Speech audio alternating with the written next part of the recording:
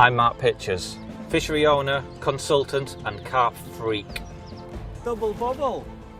Big pits, tiny ponds, day tickets, club lakes, syndicates, I've fished them all. Let's turn up for the books. I love the peace, the tranquility, the anticipation and the thrill of the chase, but ultimately it boils down to one thing, a carp in the bottom of a landing net. High five! I've been the traveller in Crafty Carper. I'm now the face of Total Carp's 20s challenge, so I certainly know a thing or two about catching carp under pressure. But I now face my toughest challenge yet. Carp fishing missions set by you on Fox's Facebook page. And once the guys at Fox select that challenge, I have no option but to accept. Can I do it? Yeah. Oh, we've got him! Yes! This is the challenge. What's up, carp freaks, and welcome to my 5th challenge. When we asked you to write in with your suggestions, I don't think in our wildest dreams we anticipated this sort of response. Over 1,100 of you wrote in, and the suggestions varied from the sublime to the ridiculous. We had Ross Dutton, he wrote in, wanting to know how many boilies can I get up my bum. Well, Ross, that sort of information is strictly between myself and Harry the cameraman. Stephen Wade, he wanted me to catch a £20 carp on bait only from a supermarket. Well, Stephen, if you check out part 4 of the challenge, I think you'll enjoy watching that one. But the challenge we went for was from Daniel Howard, and he suggested the Bait Bucket Roulette challenge. Several bait buckets, and I've got to choose just one. One of them has pop-ups inside, one with bottom baits and one with naturals. Whichever bucket is chosen, I can only use items from that bucket, even if it's for building up the swim. So if I get the one with the pop-ups in, I'm pretty much screwed. He also adds, I've got to catch a brace of 20s. So yeah, it's going to be a tough one. The venue Fox have chosen for me is Stanwick Lakes in Northamptonshire. There's a few lakes on site, but they've chosen Mallard Lake. It's well stocked, plenty of double figure fish, quite a few 20s, but selecting the 20s from the doubles is going to be quite a tall ask, especially when we've only got little more than 24 hours on site. So I think what I'm going to do, I'm going to waste no more time, I'm going to barrow my kit down to the lake and then we'll have a go with this bait bucket lucky dip.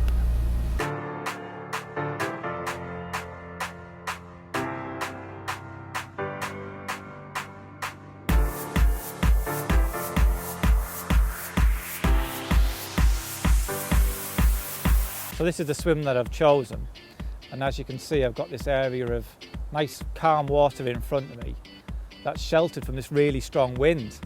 And I say really strong wind, it is strong as well. It's the tail end of a hurricane that's meant to sweep over the country in the next 24 hours. And the wind is meant to really pick up. Severe gales are forecast along with torrential rain. So not only will this sheltered area give me a little bit of shelter and protection, but also I can't really see the carp being on the end of this wind. It is cold, it has got a bite to it, so I don't think they're going to be on the end of it. And like I say, with it being a little bit more calm and sheltered, it allowed me to bait up a lot more accurately and fish a lot more effectively and efficiently, really. So I think all there is to do now is, Harry, show me the buckets. Well, this is a selection of baits that have been provided for me to make up each package. For the boilies, we have about 4 or 5 kilos of baits here.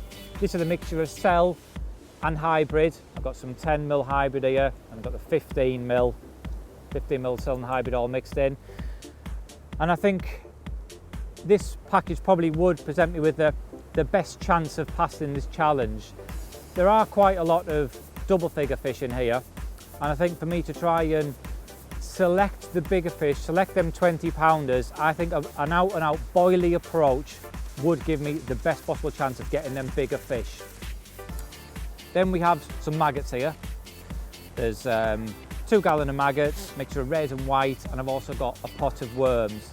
I can mention that there are a large number of double figure fish in here, and I think this sort of feeding approach is likely to attract more fish into the area, possibly of a smaller average size, and I think selecting the 20 pounders or the two 20 pounders to pass it, I think could be a big ask with the maggots. Then we have the pop-ups. I've got some dumbbells, some 15mm pop-ups here. There's some green, pink and white. And it's single hook bait fishing, which does become a bit of a lottery. I could get a take, it could be a 20 pounder or it could be a bream, who knows. So that's it, that's the selection. What I'm going to do now, I'm going to hand this little lot over to Harry. He's going to put them in these black buckets and then we'll play Bait Bucket Roulette.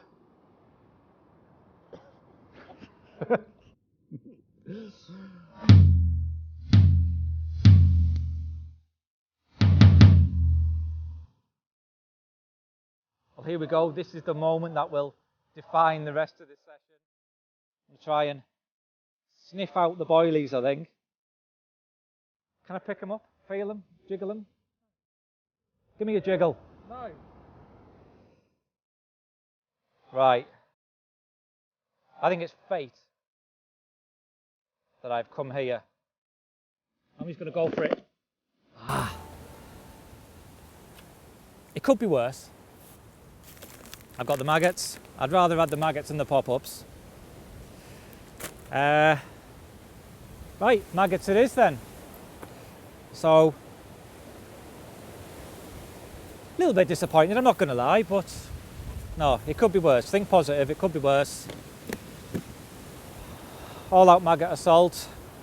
Hopefully we'll get a few fish and wade our way through a few doubles and nick a 20 pounder or two. Let's see. Well, here's my natural selection of baits. I've got a pot of worms here. Not sure what I'm going to do with them. I haven't quite decided their fate just yet, so I'm going to put them to one side for the time being. But here's the maggots, and they're in 4-pint vacuum packed bags. They're pretty lifeless at the moment, but as soon as I open the bag, get a bit of air to them, they will start wriggling again. But that isn't what I want for this situation.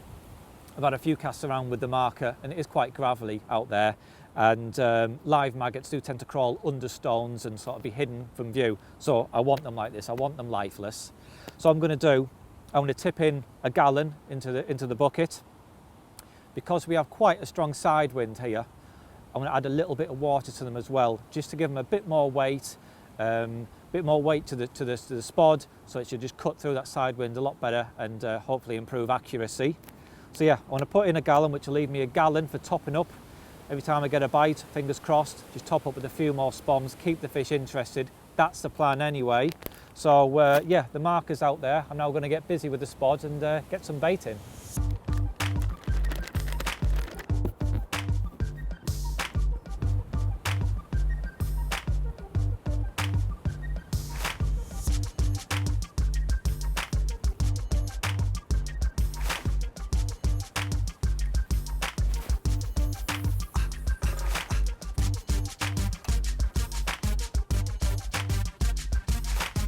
Won't be long till we've got rods in water, you know you. Hold on.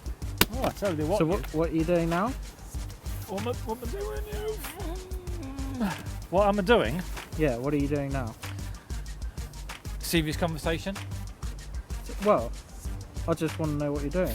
I am about to base a rig with maggots. Yeah? Yeah. You got one tied up? Have I got one tied up? Yep. Okay. I'd scrap that idea. You know... Here we go. What? You know, so we played roulette with the bait. Just down to my left, I have 3 yellow bags. Good. Numbered 1 to 3. And they've all got different rig items in. So what you're saying is you've just watched me tie up 3 rigs. Yes. You've just watched me tie up 3 rigs now. Yeah? Yeah. Yeah. And I didn't mention that you've got to tie up 3 new ones. was it like PVA hook links or something? What? No, proper hook links and everything. So, pick a number. Oh. Look, here are the bags. You've just watched me put it. You've just watched me attach it to the rod. Those are the bags. Pick a number. 1, 2 or 3. 2. Okay. Number 2, which is that one. What have you got?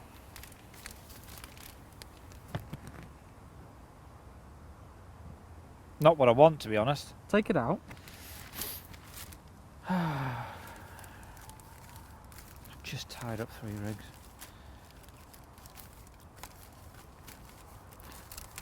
Don't be little hooks. That's not happening.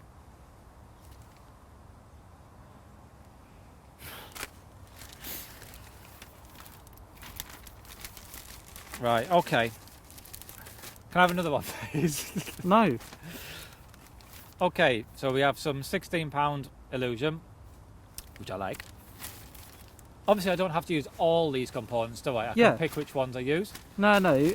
The what's in the bag has to make up your rig. Right, 16-pound illusion, reflex camo braid in 15-pound.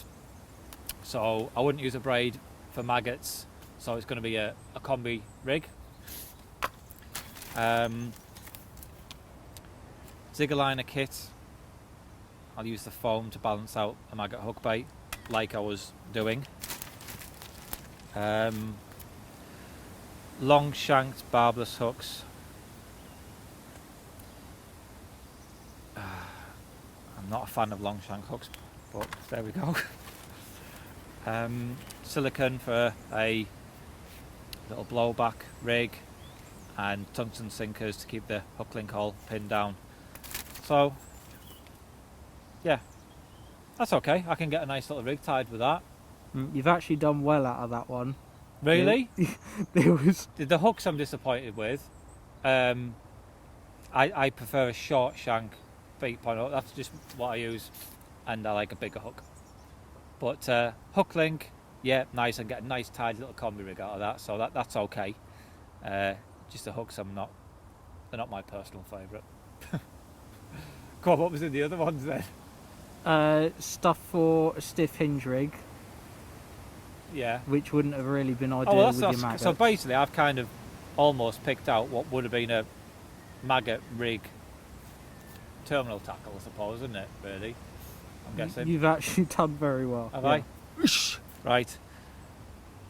Okay, so I'll bin them 3 rigs off I've just tied then, eh?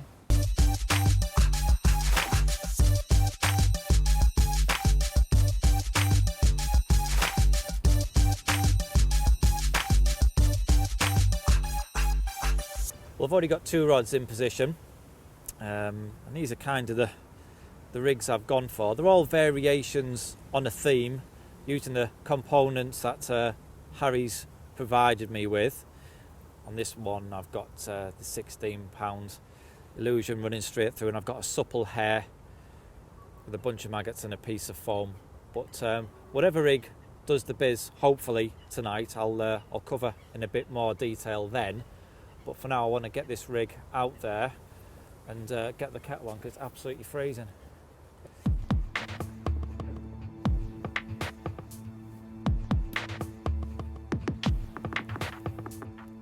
What are you going to do about your worms? About what? Your worms.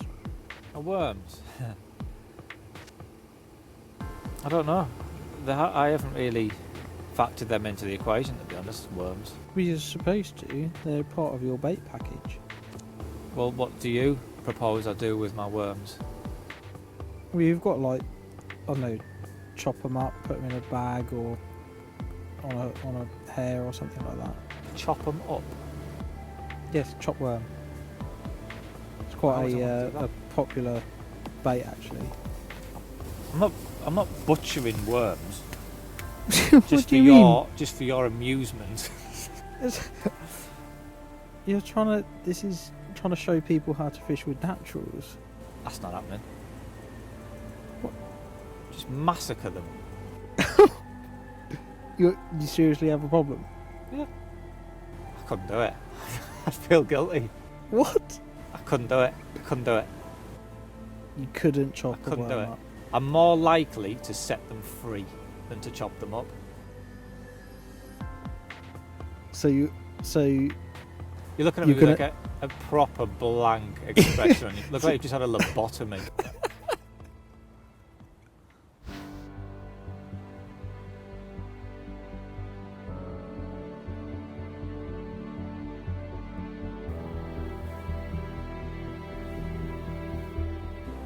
I am probably more confident of a tree blowing down than passing the challenge.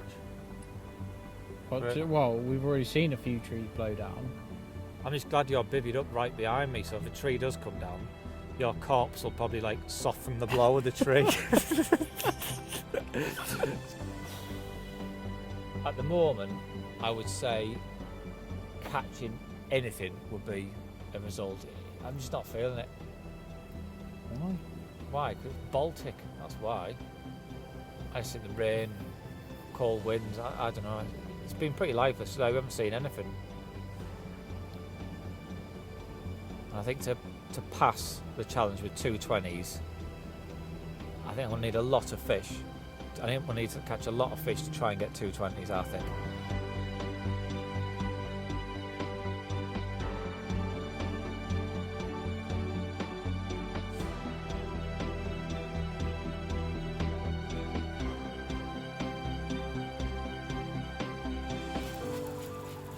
Well, it's just about dark now, and I've seen absolutely stacks of fish showing. Only thing is, they're all down the other end of the lake. So there really is only one thing for it, and I need to move. I'm not going to sit here tonight and blank. I've only got one night to do this challenge. And I do pick my moments. It's starting to rain now, and there's seriously black clouds coming over. I think we're in for an absolute soaking. But there's no option. We need to get moving. We need to do it quick. So let's head up down the other end of the lake.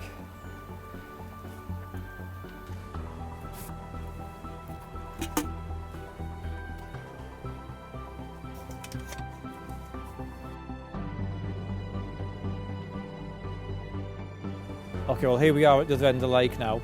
I just had 2 casts with a marker.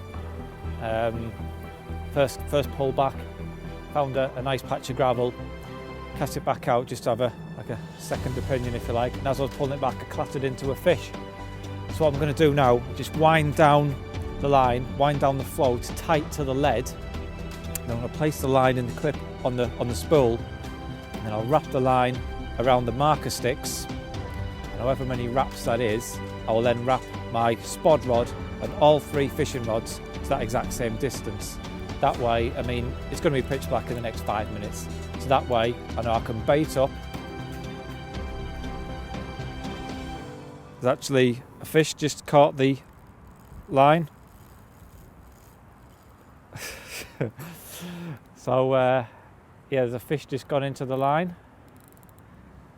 He's off. Yeah, there's a few down here. That's kind of ruined my. That's kind of ruined. I never got it in the clip. I've that up, hasn't it? That's a shame. But as I was saying, had I have got it in the clip before that, I guess it must be a fish towing line around, just kind of move my float out of position. But that way, even now where it's pitch black, it means I can get all the bait and all 3 rods fishing on the exact same spot, even fishing in the dark. I managed to line the float up when I could see it in line with a tree on the far bank. So I just know that, you know, cast all 3 rods to that same spot, same distance, and it should be all bang on the money.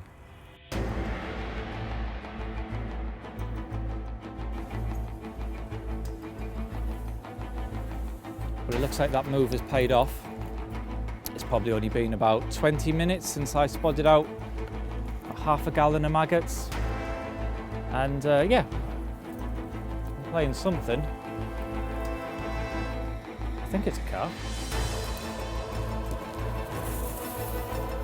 This is when I wish I had my favourite pattern of hook on, but if we land this, I'm sure it'll restore my faith in long-shanked, straight-point barbless hooks.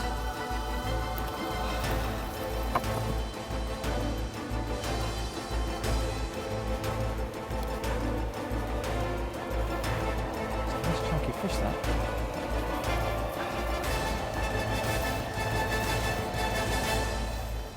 Yes! Oh. That's a relief. I don't think it's a 20-pounder, but it's a really encouraging start. Like I say, it's only been 20 minutes since we put a bit of bait out there. We've already got one in the bag. It's not a 20-pounder, but he isn't a million miles away, I don't think. I've zeroed the sling already. Right, scores on the doors.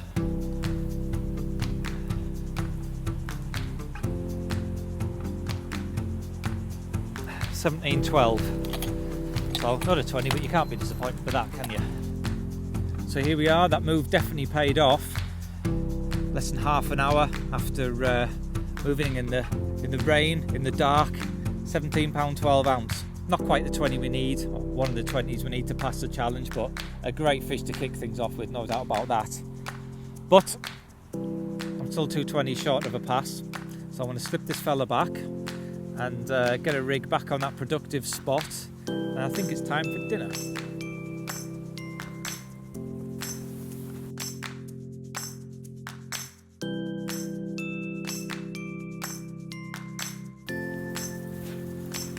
Here we are again. This is the rod that's been in the water 10 minutes after that recast, that 17-pounder. Now it's got me wondering whether it is the rig. This is a slightly different rig to the other two I'm fishing. But a lot of the fish I've seen have been to my left. So whether it's because it's the closest rod to where I've seen the fish activity, I don't know, but I'm inclined to think it may be the rig, because I've baited one very tight area, and the three rods, the distance between all three rods I would say is less than 12 feet. So to get two pickups on the same rod, I certainly don't think the carp aren't venturing sort of 3 or 4 feet one way to, you know, and only feeding on the outside edge of the bait spot. I think that's unlikely. I mean, one thing that is clear, which there is no doubt, is that move has been key. I spent the rods are in the water for probably 4 or 5 hours in the other swim, and we've moved, and obviously the rods have been in here now less than 3/4 an hour. It's a pretty fish. Well, here we are. Not quite as big as the first fish, but I mean, who'd be disappointed with this? Look at that. Absolute stunner. It was only 10 minutes after that recast as well, so there's obviously quite a few fish in the area. And although we haven't had a 20 yet, it's been really enjoyable actually. I have enjoyed myself, but I am a bit hungry.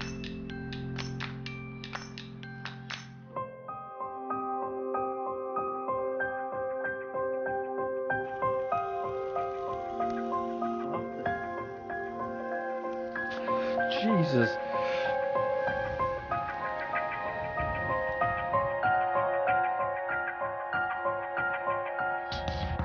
Well, it's 11 o'clock.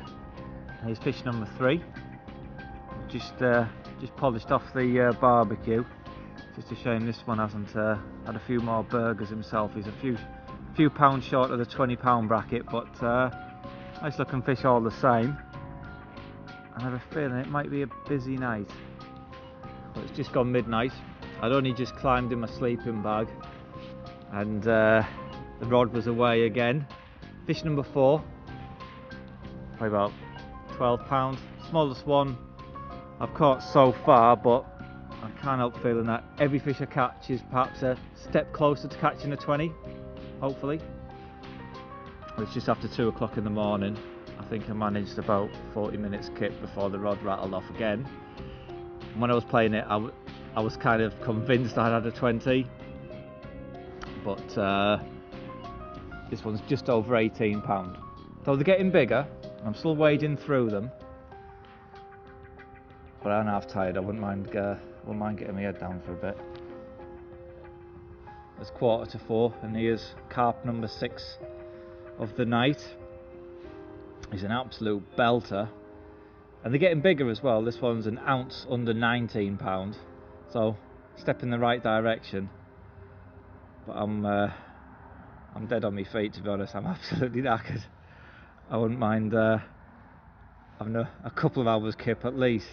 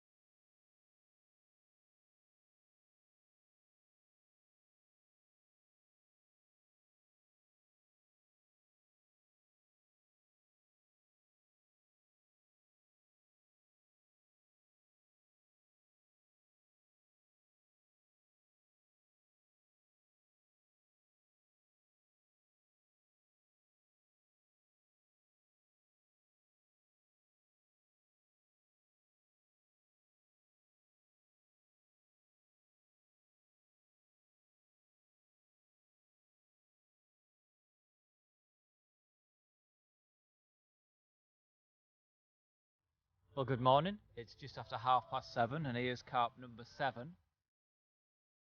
He's no 20 pounder, but he's just over 18, this one. And I am beginning to think that this challenge is a little bit out of reach. We need 2 20 pounders, don't forget, and we have to be gone just after midday. So it is looking like a very tall ask.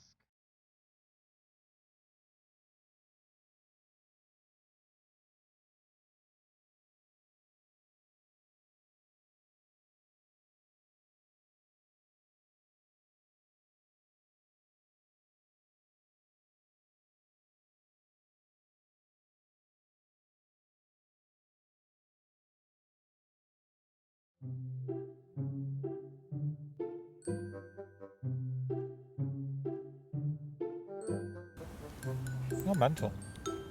Not really. Such a snob, Harry. No, don't put that barbecue in me bivvy, it'll burn the ground sheet. Just chill out. That's like the best biscuit ever, in it, when you didn't know you had it and you find it like an opened packet that's been there like a month. I don't know, it's like a lucky dip what we've done with these baits, but like a good lucky dip. The best bit is like the acquired tastes from all of the food items in the bag. It's not just a biscuit, it's like a meal in itself. I'm actually getting chili con carne more than chocolate. Result. Well, yeah, because I kind of rank my session not on the number of fish I catch, but on how high the pyramid of tea bags is next to me cup. So judging from that, you could say the session's been a complete failure. Ideally, your tea bag pile should be higher than your kettle. As ours was coming on nicely until someone scattered them everywhere. Tell you what would be carpy, we reuse some of them tea bags that are in that pile. I'll try it with yours, you see how it tastes, and if it tastes good I'll do it with mine. See, I could actually see myself as being a bit of a forager if I didn't have tea. Like that Ray Mears. I'd just have all sorts of crap going on. I'd have nettles and grass tea and, I don't know, berry tea. I can see myself like that. I could forage. What, Bear Grylls? Yeah. Who do you prefer? Oh, Ray Mears. Yeah. Bear Grylls, he's all... no, I'm not into that. No. Any opportunity he can. Any opportunity. He's always got his balls out, hasn't he? He's always got it out. Any opportunity. I've just fell in a river, I need to dry off, cock out. He does it every time, doesn't he? He does, doesn't he?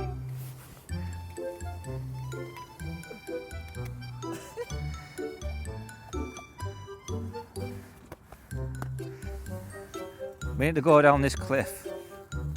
Let me take my pants off. He does it, doesn't he?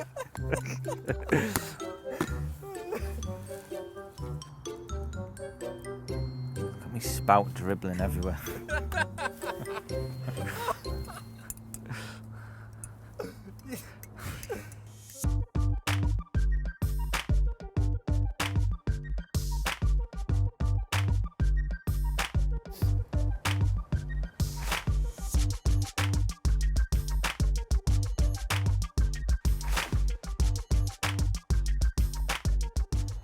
Well, this was the rig that had the first 2 fish on, and consequently I changed all 3 rods over to this setup. It's primarily constructed from the 16-pound Transcarkey Illusion, about 7 inches long. Then I've got one of the tungsten hook link sinkers around midway, just to keep it absolutely nailed down to the lake bed. Then come down to a size 6 LSB hook, long shank barbless hook. And because these hooks do have an in-turned eye, what I've done, I've incorporated the zig aligners that was in the pack. I've trimmed down one of the sleeves, trimmed down the loop where the foam was sitting, cut that off and slid it over the eye of the hook. And what that's done is increased the gape, because we're using the fairly stiff fluorocarbon hook link and an in-turned eye that would narrow the gape. So by using the sleeve there, it increases that gape and improves the hooking potential of the rig. Now I had some 15-pound reflex braid to use as well. So I've decided to use that to create a supple hair. Now what I did with the hair section is tied it like a knotless knot, whipped down the shank about 10 turns, and then to attach the stiffer section, did another knotless knot setup and whipped over the supple section. So that's attached nicely. We come down from that, we have a small piece of the fine silicone just to trap the hair in place there. And if you come down again, we see there's a piece of red foam, that's also from the zig aligner pack there, and that not only balances the hook bait out, but it also aids to create some separation, and that prevents the maggots from crawling around and becoming impaled on the hook point, which will obviously really hinder the hooking potential of the rig. And then I've threaded about 15-16 maggots onto a piece of fine mono, just with a sewing needle, and then just threaded them through the loop on the hair and tied them on. And that's the rig that's done the biz. Now, to start with, I was perhaps a little apprehensive when I pulled out these long shanks, barbless straight point hooks. From past experience, I've not found them to be the best pattern to use in a barbless. I've much preferred to use a short shank, beaked point barbless hook, as I believe that once they go in, they tend to stay in a lot better. But I've had 7 bites on this setup and landed all 7 fish.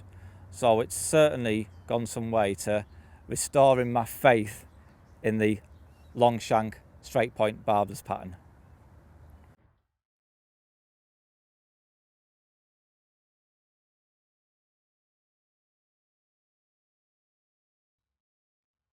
It's been a couple of hours now since we caught that 18-pound common, and I'm not really feeling it now, if I'm honest. Most of the fish, barring that last fish, all came during the hours of darkness, and Phil and John, the fishery bailiffs, they both said that it has mainly been nighttime bites. And to top it off, there's now 5 coots diving down over the baited spot, and I think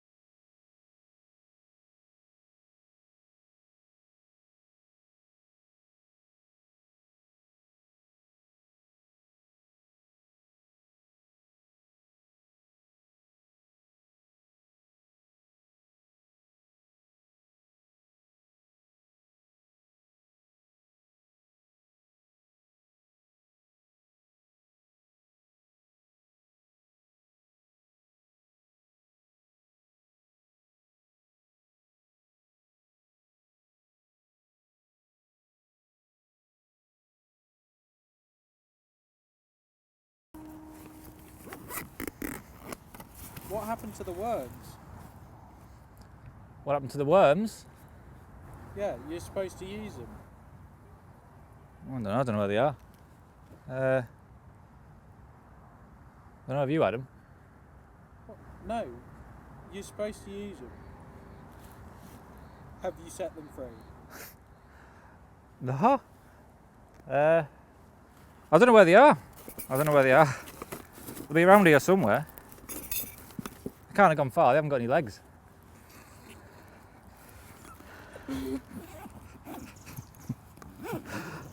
No. I don't know where they've gone, mate. You set them free. You set them free.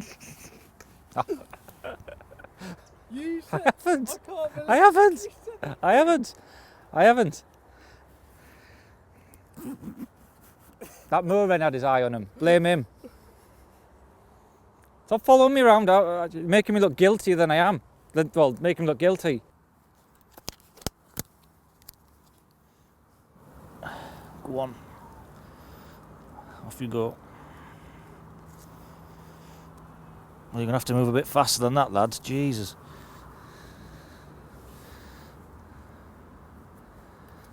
Well, that's it. My time is up. It seemed as though night time was very much bite time. Just had that one fish during daylight hours, and that really was at first light. So I haven't even managed to catch another fish, let alone the 220s needed to pass the challenge. So sorry about that, Daniel. But you know, it was a bit of a roulette. If I'd have picked another bucket with the pop-ups in, you know, I probably would have caught fewer fish, but they might have been of a better stamp. Same with the boilies, an all-out boilie approach. I'm sure it would have caught fewer fish than what we caught with the maggots. But again, you know, they could have been of a better average size. It's all ifs and buts, you know. I mean, if my auntie had testicles, she'd be my uncle, wouldn't she? So, but although it's a fail, I am not leaving here anyway downbeat. When I've failed these in the past, I've been really glum and miserable, but I've had an absolutely awesome night's fishing. 7 fish, average have been upper doubles really. So I'm not going to leave here unhappy at all. I've really enjoyed this session. So it's a fail on paper, but in my head it's sort of a pass. So yeah, a little bit tired after being awake all night, and I've now got a 4-hour drive back home. So hopefully I'll make it back in one piece, and I'll see you next time. If you'd like to watch more of my challenge videos, then click the link here. Or if you'd like to subscribe to Fox Fishing TV, then click the link here.